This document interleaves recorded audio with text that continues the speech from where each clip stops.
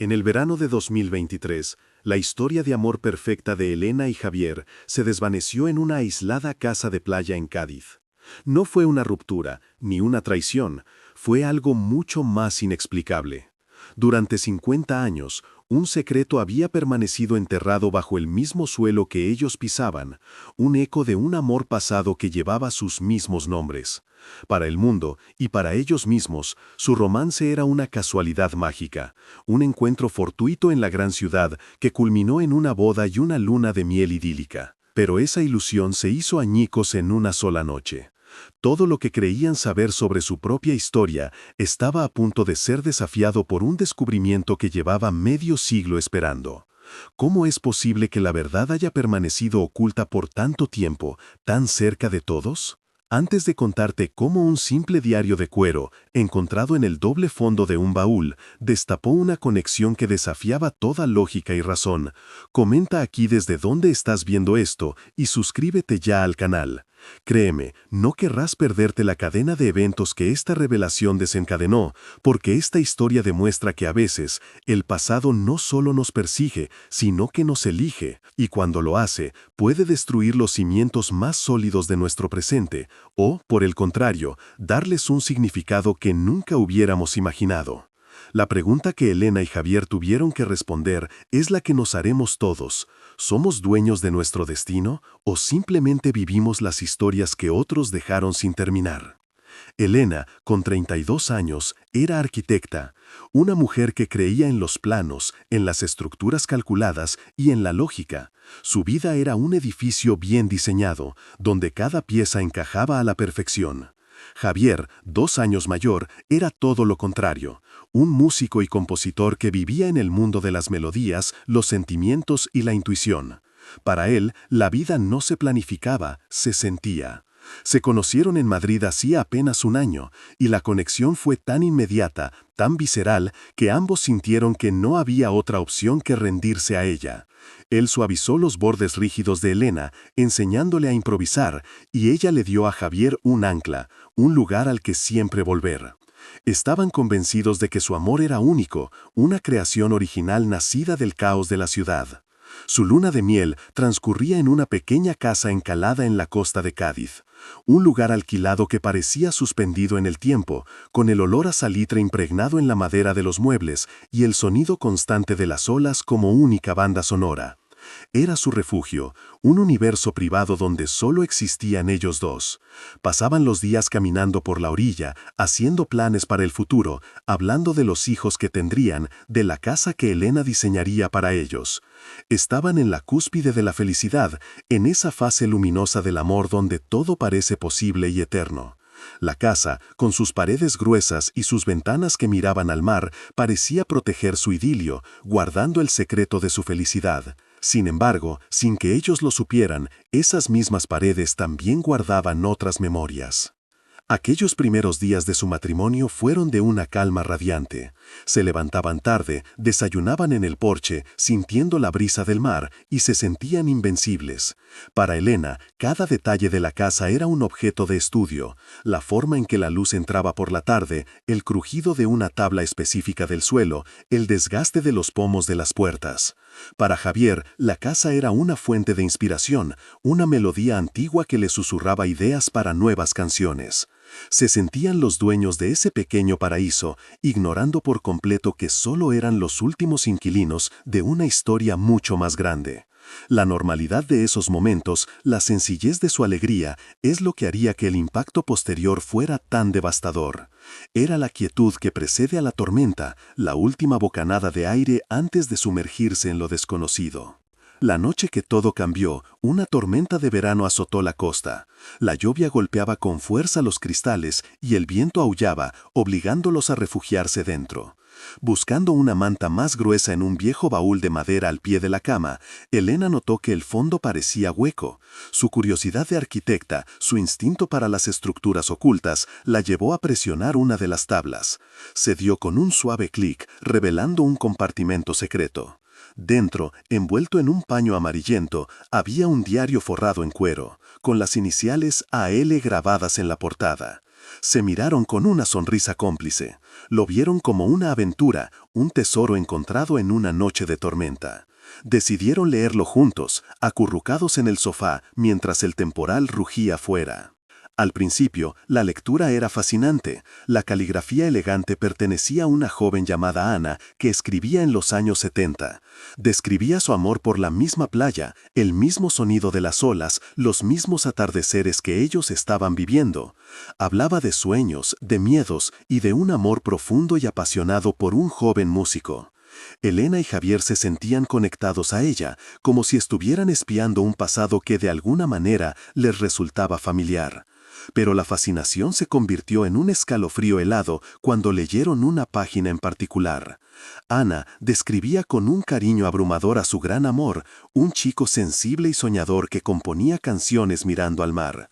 Su nombre era Javier. Y unas líneas más abajo mencionaba a su mejor amiga, su confidente, la persona que entendía su alma. Su nombre era Elena. El silencio en la habitación fue absoluto, roto solo por la lluvia. Se miraron y por primera vez, en los ojos del otro no había amor, sino una sombra de miedo e incredulidad. El impacto de aquellos nombres, leídos en voz alta en la quietud de la casa, fue inmediato y profundo. Para Elena y Javier, la coincidencia era demasiado precisa, demasiado íntima para ser ignorada. El diario dejó de ser una reliquia del pasado y se convirtió en un espejo deformado de su propia realidad. La pregunta que flotaba en el aire, pesada y fría, no era quiénes eran esas personas, sino qué significaban para ellos. ¿Eran una advertencia? ¿Un presagio? La magia de su encuentro casual en Madrid empezó a desvanecerse, reemplazada por la inquietante sensación de ser actores en una obra que no habían escrito. La casa, que hasta ese momento había sido un nido de amor, se transformó de repente en el escenario de un misterio que amenazaba con redefinir los cimientos de su relación, obligándolos a cuestionar si se habían elegido o si, de alguna manera, ya estaban destinados. La noche se hizo larga. Volvieron a leer las páginas una y otra vez, buscando una explicación lógica, un detalle que rompiera el hechizo. Pero cada palabra de Ana solo reforzaba la extraña conexión. Describía a su Javier con los mismos gestos, la misma pasión por la música, la misma mirada perdida hacia el mar que el Javier sentado a su lado. Y hablaba de su amiga Elena, la abuela de la Elena actual, con una devoción y una confianza que resonaban en la amistad que la propia Elena valoraba por encima de todo. Intentaron bromear al respecto, llamándolo una casualidad cósmica, pero el humor sonaba forzado, hueco. El miedo se había instalado entre ellos, un tercer ocupante silencioso en su luna de miel. La duda era un veneno lento. Si sus nombres y esencias ya habían existido en esa misma historia de amor, ¿qué parte de su propio amor era realmente suya? Al día siguiente, la tormenta había pasado, pero la tensión dentro de la casa era palpable.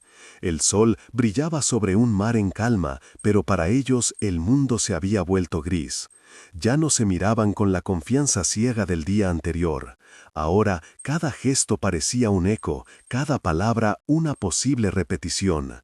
Javier intentó componer, pero sus dedos no encontraban la melodía. Elena quiso dibujar los planos de su futura casa, pero las líneas se torcían en el papel. El diario, cerrado sobre la mesa, ejercía una fuerza gravitacional sobre ellos, atrayendo todas sus conversaciones y pensamientos. Decidieron que no podían seguir así. Había una única persona que podría tener respuestas, una figura que hasta ahora solo había sido un nombre en el contrato de alquiler, Isabel, la anciana propietaria de la casa que vivía en el pueblo cercano. La buscaron con una mezcla de esperanza y temor. Encontraron a Isabel en el jardín de su pequeña casa, cuidando de sus rosales. Era una mujer de 80 años, con los ojos claros y una mirada que parecía contener décadas de historias. Al principio se mostraron cautelosos, preguntando por la historia de la casa de la playa por sus antiguos inquilinos. Isabel sonreía con nostalgia, hablando de veranos pasados y de familias que habían encontrado la felicidad entre aquellas paredes. Pero cuando Elena, con voz temblorosa, mencionó el diario y los nombres que contenían, Ana, Javier y Elena, la sonrisa de la anciana se desvaneció. Su rostro se contrajo en una mueca de dolor y sorpresa, como si hubieran tocado una herida que llevaba 50 años sin cicatrizar. El silencio que siguió fue la confirmación de que no estaban locos, habían tropezado con una verdad enterrada. Isabel los invitó a entrar. Su casa estaba llena de fotografías en blanco y negro, rostros de un tiempo pasado. Con manos temblorosas les sirvió un té que ninguno de los dos tocó. Y entonces comenzó a hablar. Su voz, al principio frágil, fue ganando fuerza a medida que desenterraba los recuerdos. El diario, le explicó, pertenecía a su hermana mayor, Ana, y la historia que contaba no era una simple anécdota de verano, sino la tragedia que había marcado a su familia para siempre. Ana, su hermana, había sido una joven llena de vida y sueños, y su corazón pertenecía por completo a un joven músico llamado Javier. Un amor tan intenso y puro que parecía destinado a durar toda la vida. Isabel hablaba de ellos no como personajes de un libro, sino como personas reales, cuya felicidad había sido tan brillante como fugaz. El Javier de los años 70, relató Isabel, era un alma libre, un guitarrista con un talento extraordinario que pasaba los veranos en Cádiz componiendo canciones inspiradas en el mar. Fue allí donde conoció a Ana. Su conexión fue instantánea, una de esas historias de amor que se convierten en leyenda en los pueblos pequeños. Pasaron un verano inolvidable, planeando un futuro juntos lejos de allí. Él iba a grabar su primer disco en Madrid, ella lo seguiría después. Y la Elena del diario, la confidente de Ana, era su mejor amiga, la abuela de la joven que ahora la escuchaba con los ojos llenos de lágrimas. Era la guardiana de sus secretos, la que animaba a Ana a luchar por ese amor contra viento y marea. Las piezas del rompecabezas comenzaban a encajar, pero formaban una imagen mucho más sombría de lo que habían imaginado. La historia de Isabel llegó a su punto más oscuro. El verano terminó, y Javier regresó a Madrid para perseguir su sueño. Se escribían cartas a diario, llenas de promesas y planes. Ana contaba los días para reunirse con él. Pero una tarde de otoño llegó la noticia que lo destrozó todo.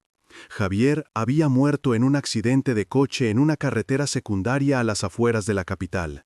Murió al instante. Tenía solo 22 años. Para Ana, el mundo se detuvo en ese momento. Su futuro, sus sueños, todo se había desvanecido en el amasijo de hierros de un coche destrozado.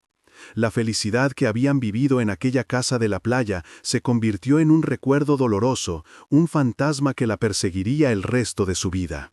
El diario, que había sido el testimonio de un amor naciente, se convirtió en el mausoleo de lo que nunca pudo ser. Tras la muerte de Javier, Ana se encerró en sí misma. El dolor la consumió de una manera silenciosa pero absoluta. Según contaba Isabel, su hermana nunca volvió a ser la misma. La luz de sus ojos se apagó. Dejó de hablar de futuro, de sueños, de amor. Su vida se convirtió en una larga espera sin propósito. Su amiga Elena, la abuela de la Elena actual, intentó estar a su lado, ayudarla a superar el duelo. Pero Ana había construido un muro a su alrededor que nadie podía derribar. La amistad, que había sido tan fuerte, se fue enfriando, no por falta de cariño, sino por el peso insoportable de un dolor que no se podía compartir. Ana se quedó anclada en aquel verano, reviviendo una y otra vez los pocos meses de felicidad que había conocido, mientras el mundo a su alrededor seguía avanzando sin ella. Con el paso de los años, la historia de Ana y Javier se convirtió en un susurro en el pueblo, una de esas leyendas tristes que se cuentan en voz baja. Ana nunca se casó, nunca amó a nadie más. Vivió una vida sencilla y solitaria, siempre cerca del mar, como si esperara que las olas le devolvieran lo que le habían arrebatado. Rechazó cualquier intento de emparejarla, cualquier oportunidad de empezar de nuevo. Su lealtad a un amor perdido fue total y definitiva. Se convirtió en la guardiana de un recuerdo, una mujer que vivía más en el pasado que en el presente. La casa de la playa, que heredó de sus padres, la mantuvo siempre cerrada, como un santuario intacto. No quería que nadie más creara nuevos recuerdos entre aquellas paredes que solo guardaban los ecos de su felicidad perdida. El diario, explicó Isabel, fue el último acto de Ana antes de sellar su corazón para siempre. Un día, años después de la tragedia, lo guardó en el doble fondo del baúl. No quería destruirlo porque era lo único real que le quedaba de Javier, pero tampoco podía soportar tenerlo a la vista. Esconderlo fue su manera de enterrar su dolor, de protegerlo del olvido y de la curiosidad del mundo.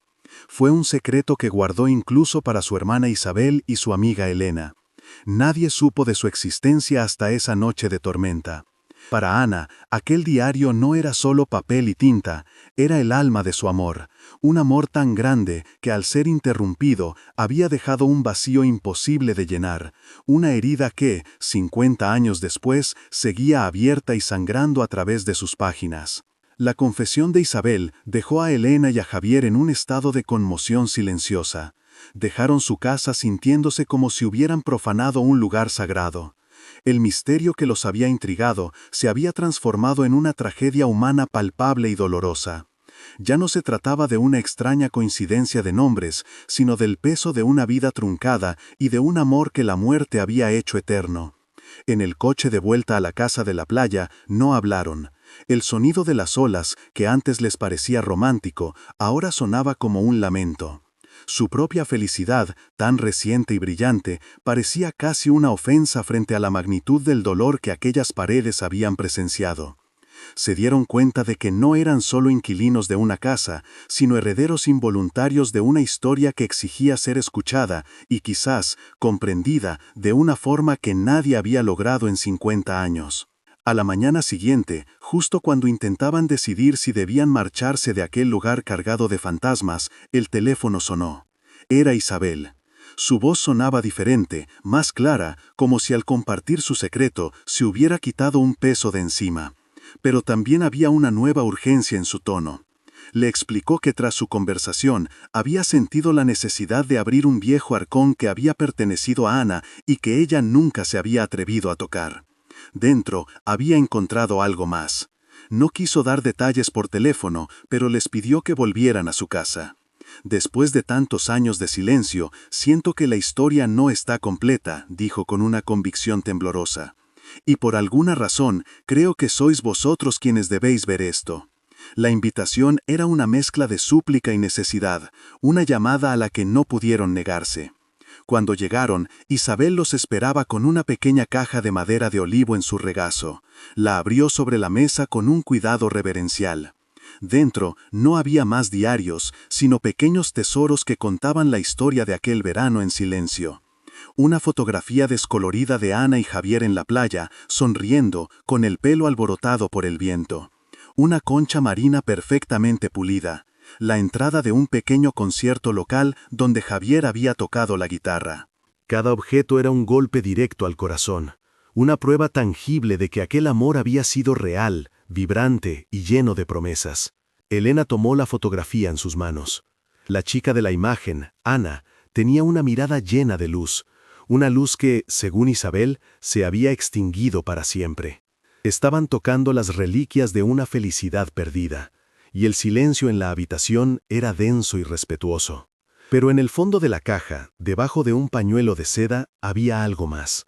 Un sobre. Estaba amarillento por el tiempo, con los bordes ligeramente roídos. La dirección estaba escrita con una caligrafía elegante y apresurada, la de Ana. El sello era de Madrid, y el matasellos, aunque borroso, era dolorosamente claro. La fecha era la del día exacto del accidente de Javier. Era una carta que él le había enviado justo antes de morir.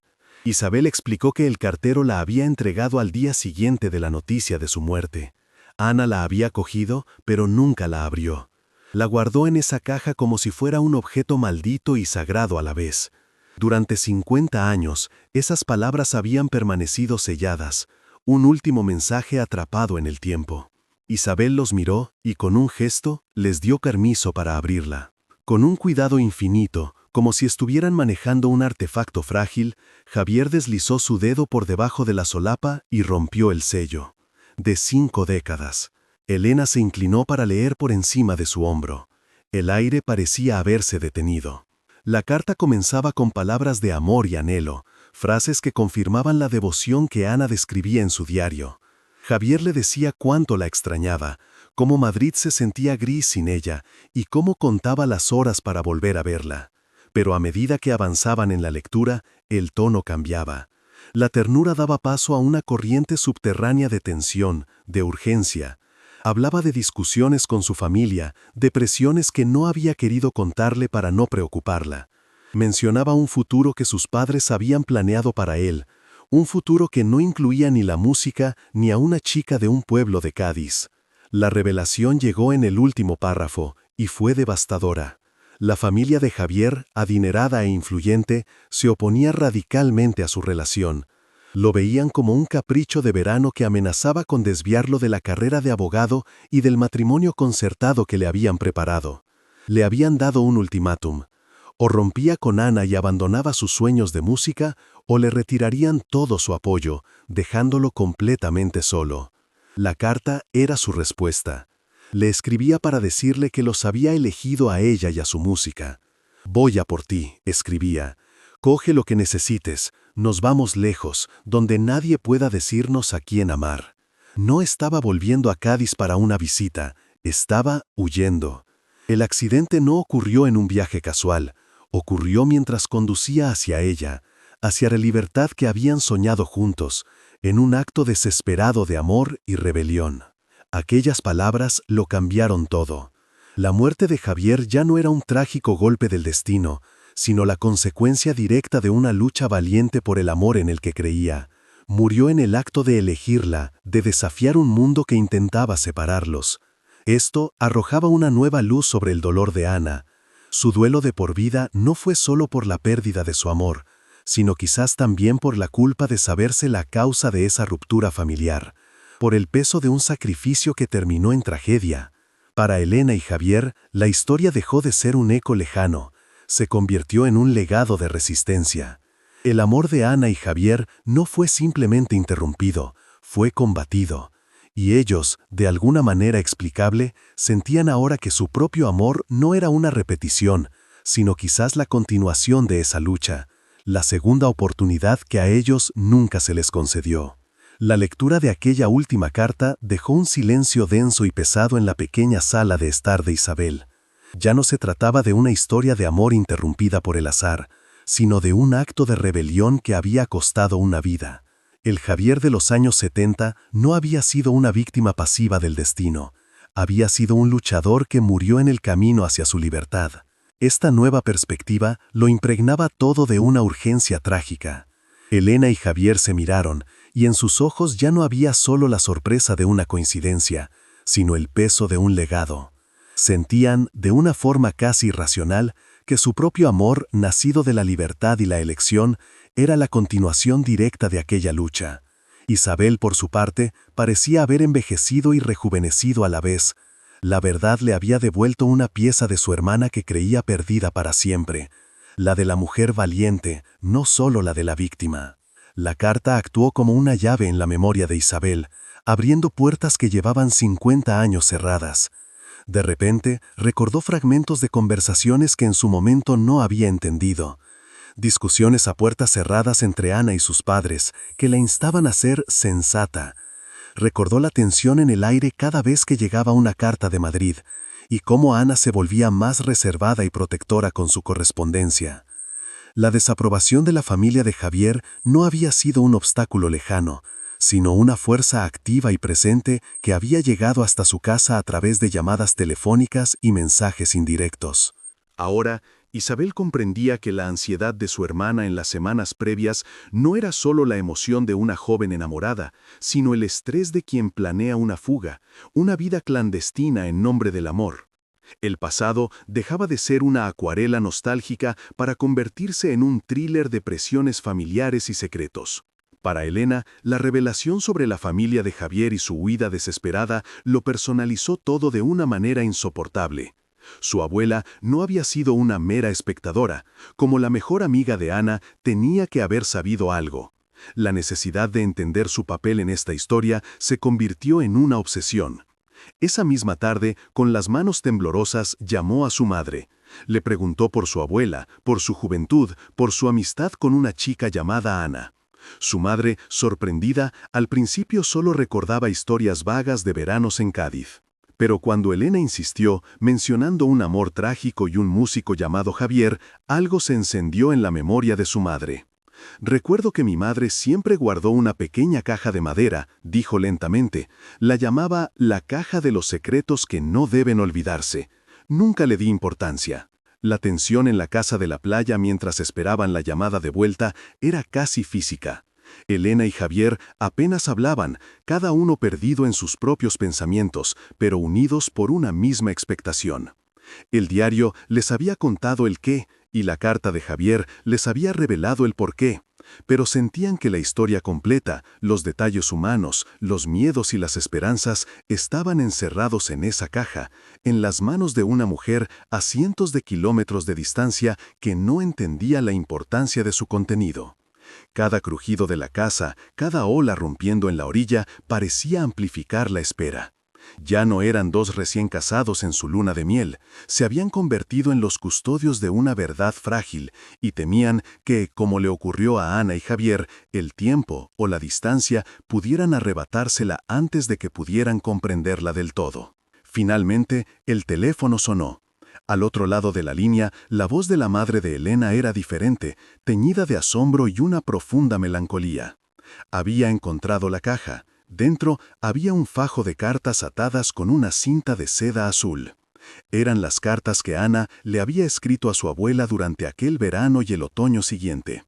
Mientras su madre leía fragmentos por teléfono, la historia adquiría una nueva dimensión. La abuela de Elena no solo sabía del plan de fuga, sino que había sido la principal cómplice. Las cartas detallaban cómo ayudó a Ana a hacer una pequeña maleta en secreto, cómo le prestó algo de dinero y cómo idearon una coartada para darle a Ana unas horas de ventaja antes de que sus padres se dieran cuenta de su ausencia. La abuela de Elena no fue solo una confidente, fue una aliada activa en la rebelión de su amiga. Pero, entre las cartas de apoyo y complicidad, apareció la raíz de una tragedia dentro de la tragedia. En una carta escrita una semana antes del accidente, la abuela de Elena le expresaba a Ana su preocupación. Le advertía sobre los peligros de una huida tan precipitada, le pedía que considerara hablar una última vez con sus padres. Era el consejo de una amiga asustada, un intento desesperado por protegerla. Sin embargo, en una carta posterior, escrita por Ana ya rota por el dolor tras la muerte de Javier, se revelaba una interpretación devastadora. Ana, en su estado de shock y paranoia, había releído aquella advertencia no como una muestra de cariño, sino como una traición. Creyó que su amiga dudaba de su amor, que tal vez había intentado sabotear su felicidad. Esa herida, nacida del peor de los malentendidos, fue lo que realmente rompió su amistad para siempre. El golpe final, la pieza que cerraba el círculo de dolor, llegó con la última carta que la madre de Elena encontró en el fondo de la caja. Estaba escrita por Ana, fechada 10 años después de la tragedia, pero el sobre estaba sin sellar. Nunca la envió. En ella, con una caligrafía temblorosa pero lúcida, Ana le pedía perdón a su amiga. Le explicaba que el dolor la había cegado, que la había convertido en una persona injusta y que había culpado al mundo entero, incluida ella, por una desgracia que nadie podía haber evitado. Admitía haber pasado una década reviviendo no solo el amor por Javier, sino también el remordimiento por haber perdido a su mejor amiga. Para Elena y Javier, escuchar esas palabras fue como presenciar una absolución. Su presencia en aquella casa, su descubrimiento, se sentía ahora como el acto final de esta historia. Estaban, sin saberlo, entregando ese mensaje perdido y cerrando una herida que llevaba medio siglo abierta. La llamada terminó, pero el eco de las palabras de su madre permaneció suspendida en el aire de la casa de la playa. Un silencio profundo, casi reverencial, cayó entre Elena y Javier. La verdad completa, en toda su dolorosa complejidad, se había desplegado ante ellos. No había habido traición, ni un enfriamiento gradual de la amistad, sino una fractura violenta causada por el dolor en su forma más pura y destructiva.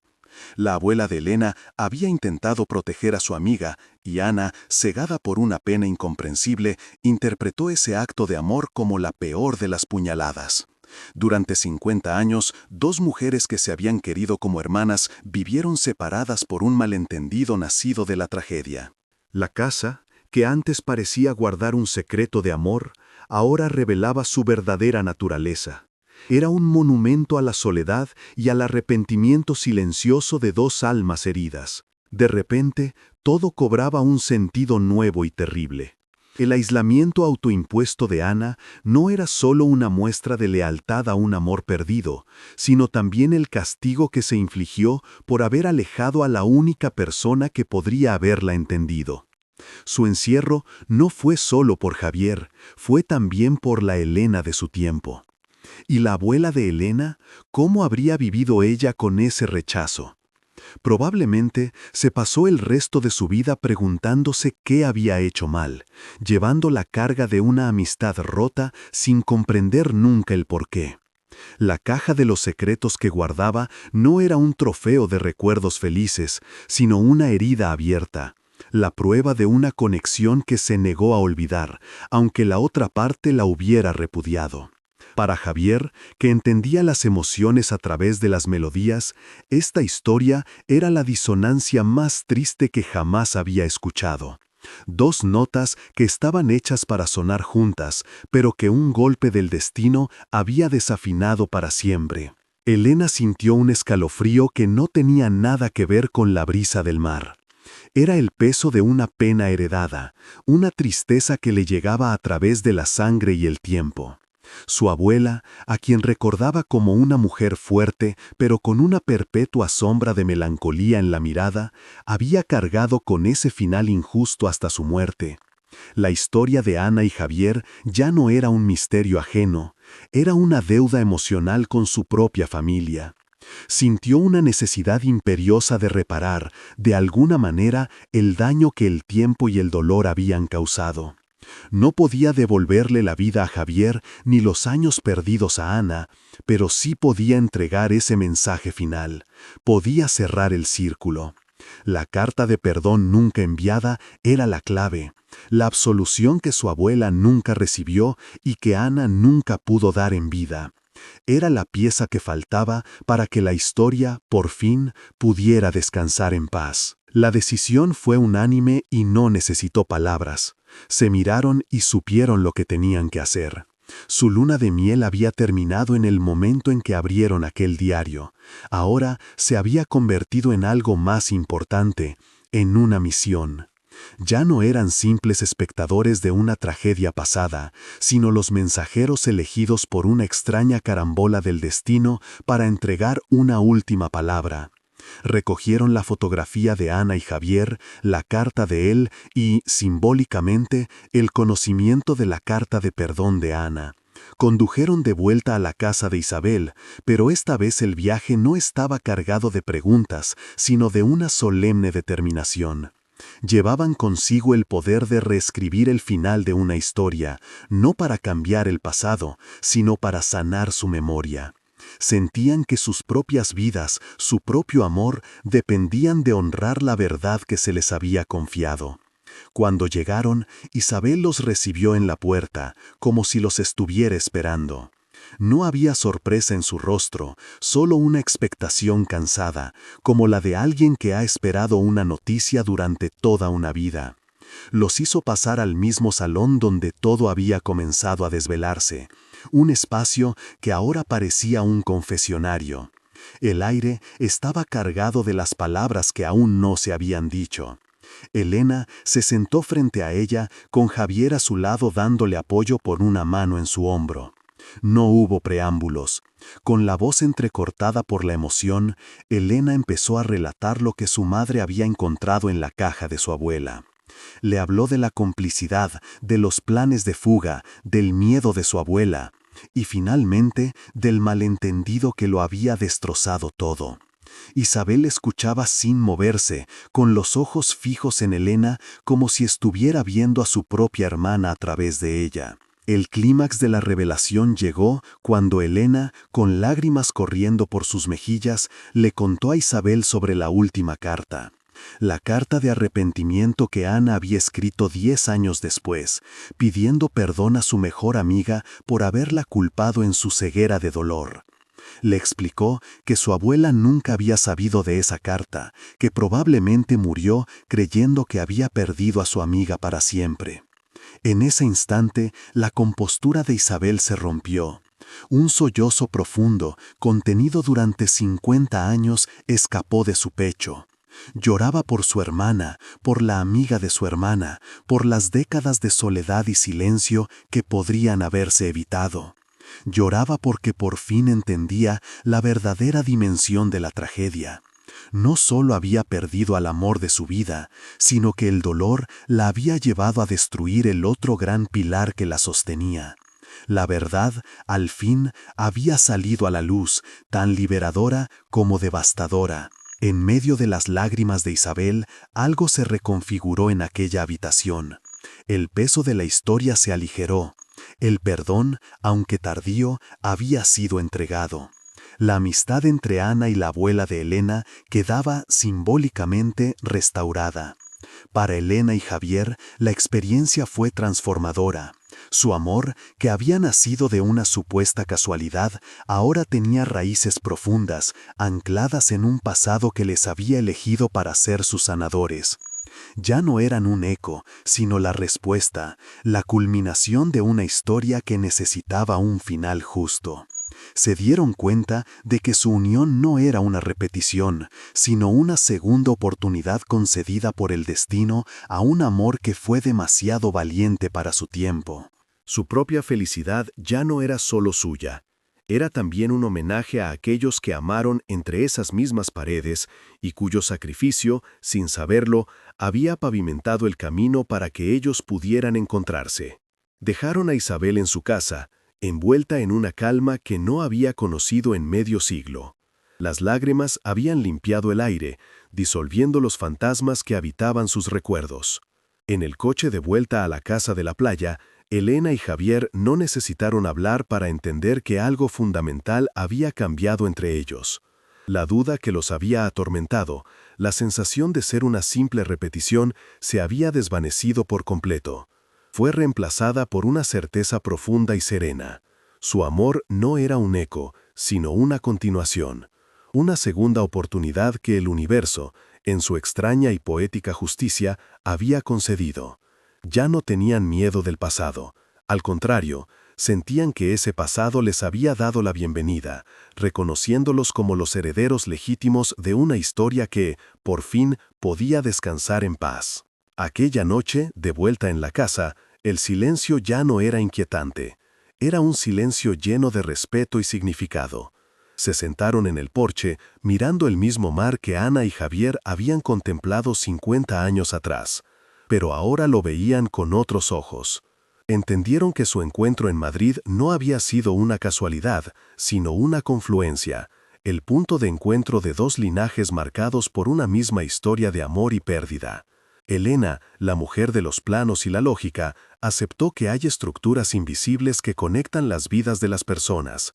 Y Javier, el músico de las intuiciones, comprendió que la melodía de su vida tenía una introducción que él no había compuesto, pero que le daba a su presente una resonancia mucho más profunda. Su amor se había vuelto indestructible, porque ahora sabían que no se sostenía solo en ellos dos, sino en la fuerza de un amor que había desafiado a la muerte. Al día siguiente, tomaron una decisión que sellaría su futuro. Llamaron a Isabel y le hicieron una oferta para comprar la casa. No era una decisión impulsiva, sino la única conclusión lógica a su viaje. No podían simplemente irse y dejar que aquel lugar volviera a ser un alquiler de verano para extraños. Se había convertido en parte de su identidad, en el cimiento sobre el que construirían su vida. Querían llenarla de risas, de futuros hijos, de nuevas canciones y de planos para proyectos soñados. Pero también querían ser sus guardianes, los custodios de la memoria de Ana y Javier. La casa ya no era un lugar de vacaciones, era su hogar, un santuario donde el pasado y el futuro podían convivir en armonía, demostrando que honrar a los que vinieron antes es la forma más hermosa de celebrar el presente. Los años que siguieron transformaron la pequeña casa de la playa. Elena diseñó una ampliación respetuosa que integraba lo antiguo con lo nuevo, y Javier compuso allí su disco más aclamado, un álbum conceptual que, sin mencionarlos explícitamente, contaba la historia de un amor interrumpido y su redención a través del tiempo. Tuvieron 2 hijos, una niña a la que llamaron Ana y un niño al que por supuesto llamaron Javier. No como una repetición, sino como un homenaje, una forma de mantener viva la llama de aquellos que les habían enseñado la lección más importante de todas, que el amor verdadero no muere, simplemente espera el momento adecuado para volver a florecer. La historia de aquel verano de 1973 se convirtió en una leyenda familiar, un cuento sobre la valentía, el perdón y las conexiones invisibles que nos unen. Así, la luna de miel de Elena y Javier, que comenzó bajo el signo de la incertidumbre y el miedo, terminó convirtiéndose en el verdadero nacimiento de su familia. Descubrieron que el amor más fuerte no es el que ignora las sombras, sino el que se atreve a entrar en ellas para encontrar la luz. Su relación, forjada en el crisol de un misterio de 50 años, adquirió una solidez que ninguna tormenta podría volver a amenazar. Aprendieron que algunas historias no nos pertenecen por completo, sino que somos un capítulo dentro de una narrativa mucho más grande. Y entendieron que su amor no había nacido de la nada, sino que era la respuesta silenciosa y paciente a los deseos de aquellos que amaron antes que ellos, en ese mismo lugar, bajo ese mismo cielo. Si crees que ninguna historia debe quedar en el olvido y que la búsqueda de la verdad es fundamental, por favor comparte este video. No te olvides de suscribirte para más investigaciones profundas sobre casos que necesitan ser contados. Gracias por escuchar. La historia de Elena y Javier, a partir de ese momento, dejó de ser una simple crónica de amor para convertirse en un testimonio vivo sobre el legado y la memoria. La casa de la playa, antes un escenario de misterio, se transformó en el corazón de su nueva vida, un lugar donde cada rincón susurraba una lección. Entendieron que su amor no había sido puesto a prueba por un fantasma del pasado, sino que había sido fortalecido por él. La duda inicial, esa fría pregunta sobre si su conexión era genuina, se disolvió para dar paso a una certeza inquebrantable. Su amor era real precisamente porque había sido capaz de acoger, comprender y sanar una historia que no era suya. Ya no eran solo 2 personas que se habían elegido por casualidad, sino los herederos conscientes de un relato de valentía que les exigía vivir con la misma plenitud que a sus predecesores les fue imposible. Negada. El amor inacabado de Ana y Javier, lejos de ser una sombra, se convirtió en una luz que iluminó su propio camino. Demostró que un sentimiento tan poderoso no desaparece con la muerte, sino que deja una huella energética, una pregunta suspendida en el tiempo, esperando una respuesta. La llegada de los nuevos Elena y Javier a esa casa no fue una repetición, sino la resolución de una ecuación emocional que llevaba medio siglo incompleta. Su viaje no solo trajo paz a la memoria de 2 amantes separados por la tragedia, sino que también restauró, simbólicamente, la amistad rota entre Ana y la abuela de Elena.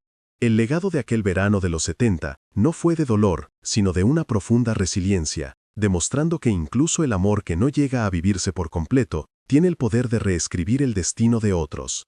Para las familias, esta revelación fue una catarsis que conectó generaciones.